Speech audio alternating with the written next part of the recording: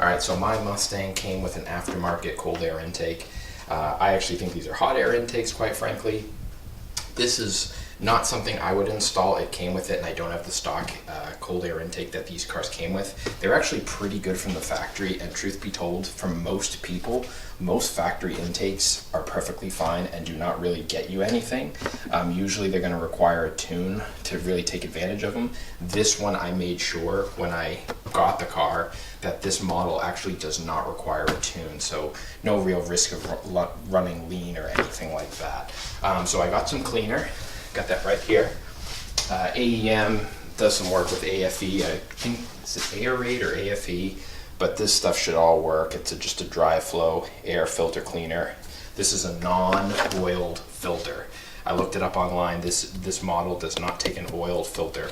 Something you need to watch, the oiled filters, they're going to, like a K&N and a lot of these companies make these now, you put oil on this because it has a larger filter.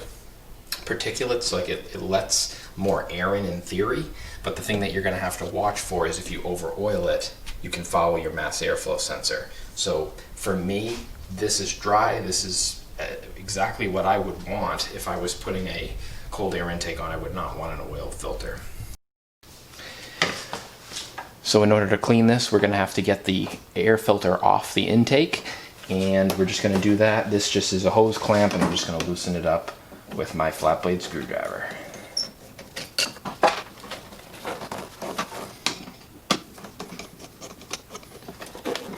Okay.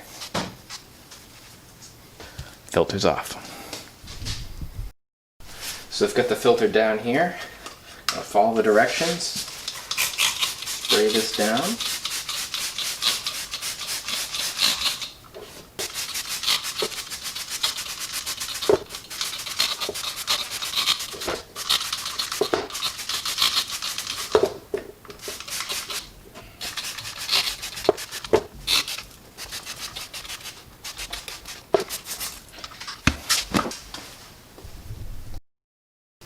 Alright, so after you've let the filter soak, the next thing you're going to want to do is rinse it out. So you got to rinse it from the inside out, and the whole point of that is that you're trying to push all the contaminants out through the filter.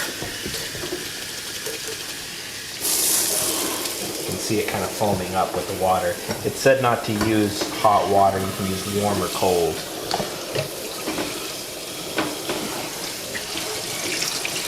Flushing it out. I can already see a huge difference in the color of this. Way cleaner.